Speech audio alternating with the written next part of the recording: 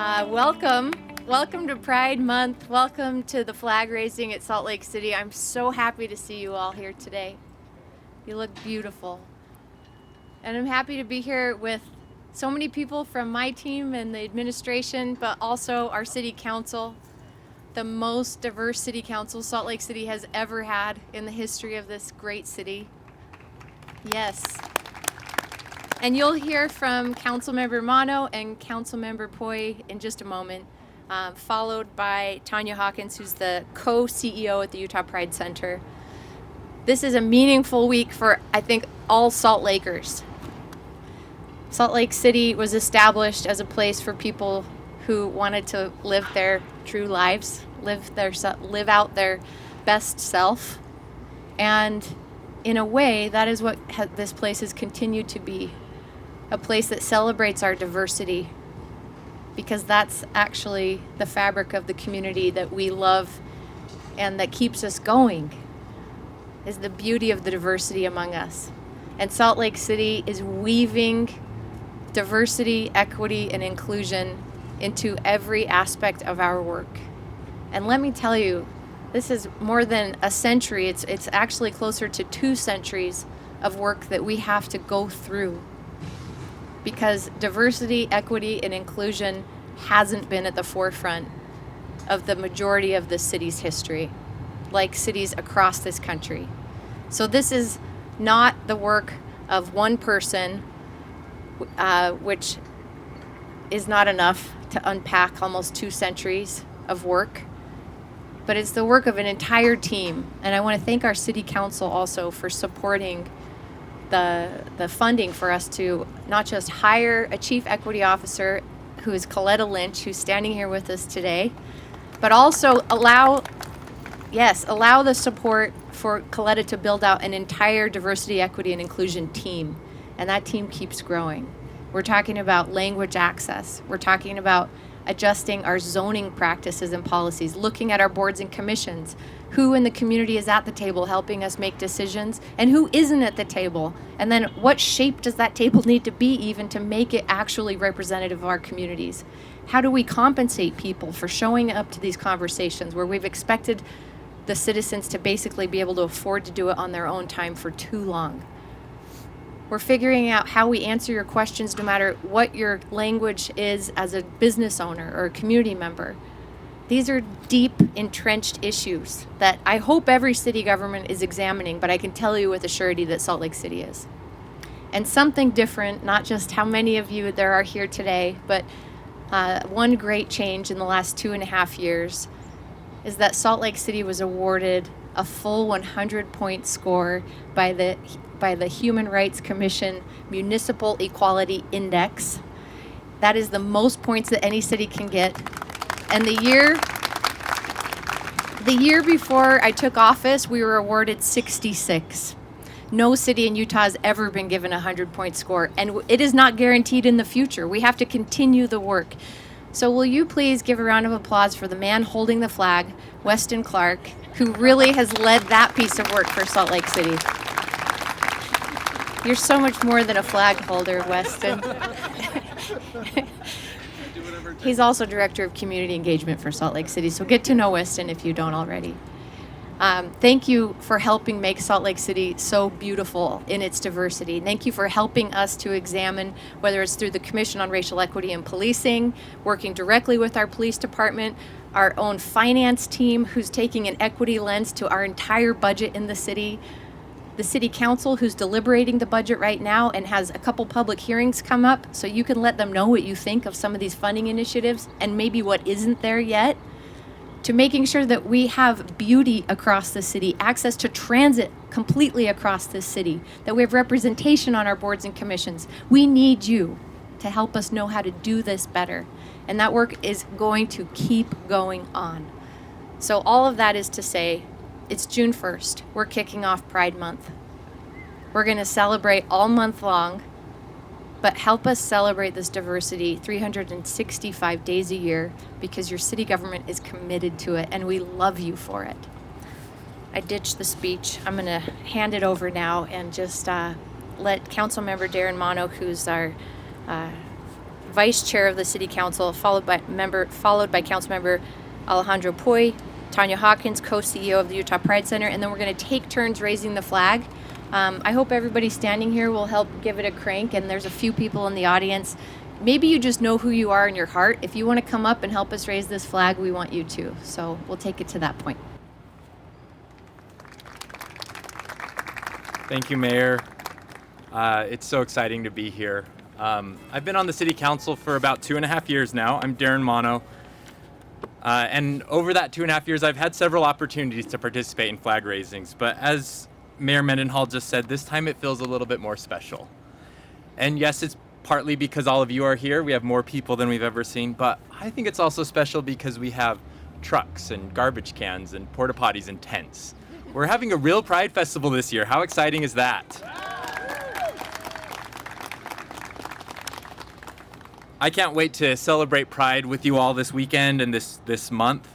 And as I was thinking about what to share today, a lot of things came to mind. I thought about talking about some of our successes as a city and as a community.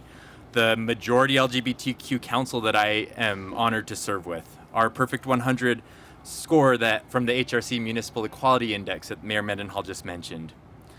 I thought about talking about how District 5, the district I represent, is undeniably the gayest district in the city, and I'll fight any other council member for that.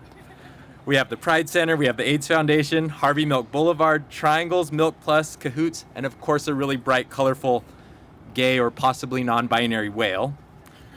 All I know is that whale's not straight.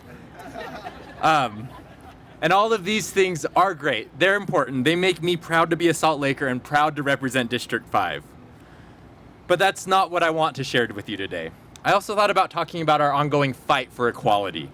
Things that are still critical that we still need to fight for, like transgender equality in high school sports, the fight for reproductive health, the fight for easily changing your gender markers, or safe public access to restrooms in all public buildings, or the epidemic of suicide among young LGBTQ youth.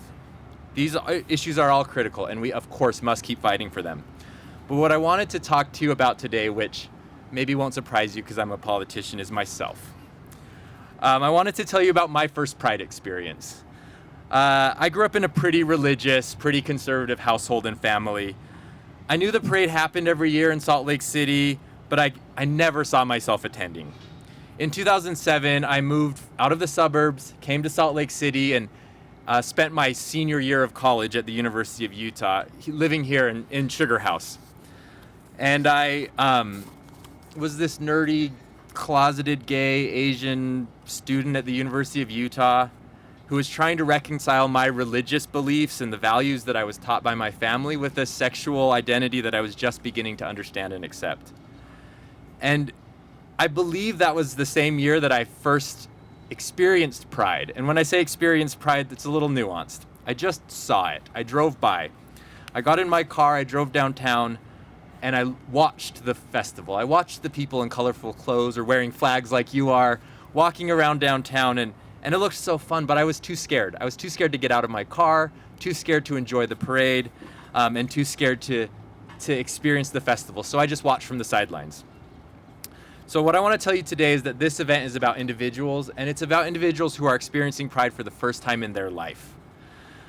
People who never really felt like they fit in anywhere else. There's going to be a lot of first-timers this year at Pride, and maybe they've been just hiding in the closet, not feeling safe, but they're finally ready to come celebrate with their community, with our community. Maybe there'll be parents here. I know that there will be parents here who just found out about their children who are gay or transgender and who are here to support their kids.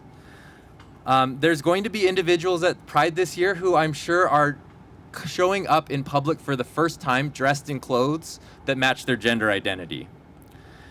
And there's going to be some people here who are probably struggling to just make it another day. And unfortunately, there's going to be family members and loved ones of individuals who we have lost to suicide in the past year or two. And they just want to come and feel close to their lost loved ones and honor their legacy. So for this few moments that I have here at this pulpit, I'm here to make a request. Actually, it's a plea. Please come to Pride this year. There's two parts to this. First, come enjoy Pride this year. Put on your brightest clothes, invite all your friends, enjoy the music and the food, cheer at those annoying men on the floats with the perfect bodies that we all hate, day drink too much, dance the night away, and come celebrate and help us make this the biggest Pride year that Utah has ever seen. But part 2 of that is to look for that person standing off to the side. Shake their hand, ask what their name is, ask what their pronouns are, use their pronouns correctly, learn about their story. Maybe buy them a drink or a hot dog and invite them to dance with you and your friends. And prove to that person that's experiencing Pride for the first time that our community really is as inclusive and open as we claim to be, that we really are a safe place for everybody.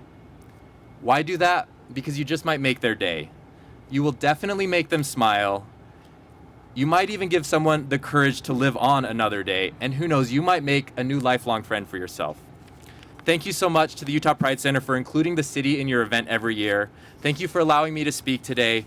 Have fun, be safe, and happy Pride, everybody.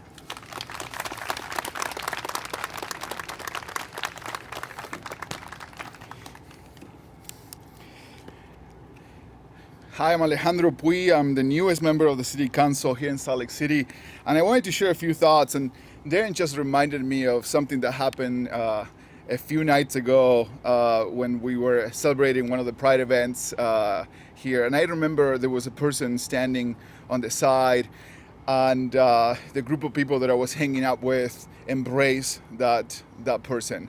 And I saw photos in my phone about this person having a blast. And that reminded me of how we can help each other and support each other. It is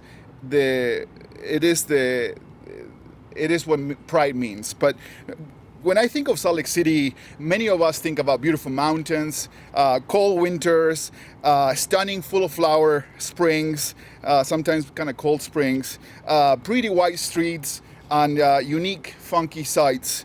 But beyond all those things, it is the people that make this place special.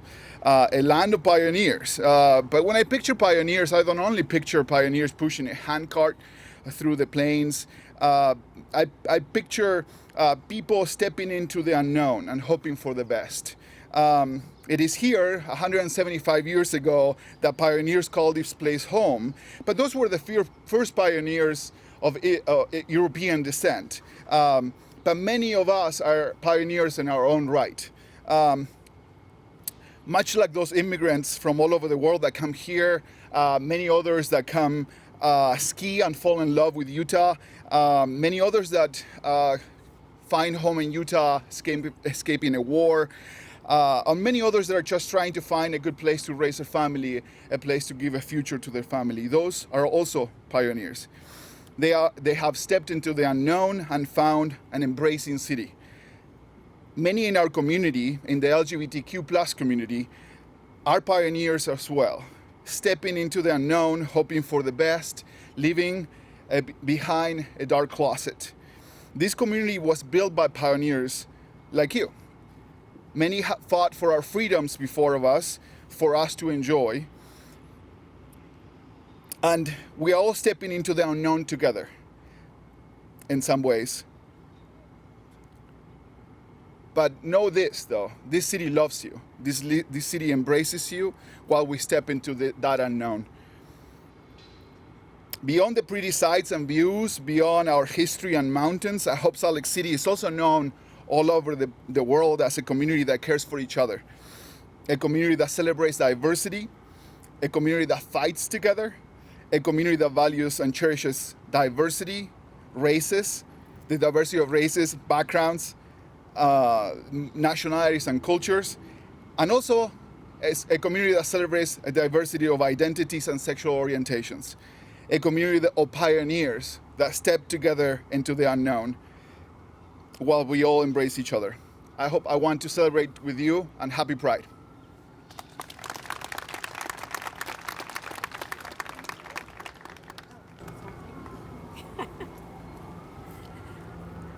Hi.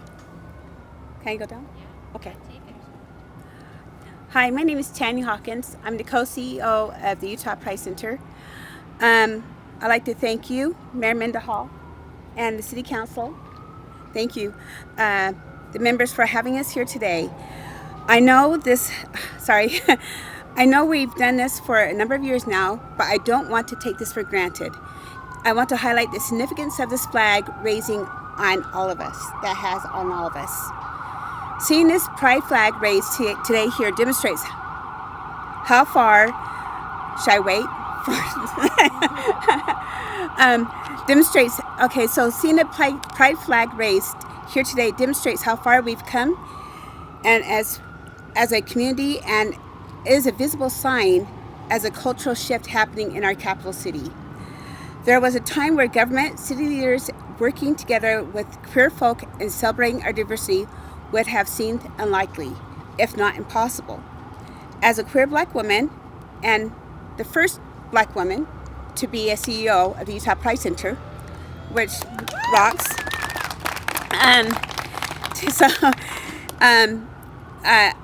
I have experienced not only systemic racism in my life, but systemic homophobia as well. To stand here and see this pride flag raised today and know that the Black Lives Matter mural is on the ground behind us, it helps me heal. It gives me hope and makes me optimistic about our future. As a CEO of the Utah Pride Center and having been invited to serve on the Racial Equity and Police Commission, I am a witness to the progress we've made and the work we're doing to bring generational and lasting change. Salt Lake City has become an LGBT-friendly place for us to feel welcome and have a sense of belonging. Yes, there's still a lot of work to be done across the state of Utah and the country. Transgender discrimination is the civil rights issue of our time, and this Friday at the Rally March, we will stand in protest and solidarity to show our support and protect the constitutional rights as well as the rights of women. Today, let's celebrate the progress we've made and express gratitude to our allies who support our cause for equality and acceptance. Happy Pride Month. Please come down. Thank you. Woo-hoo!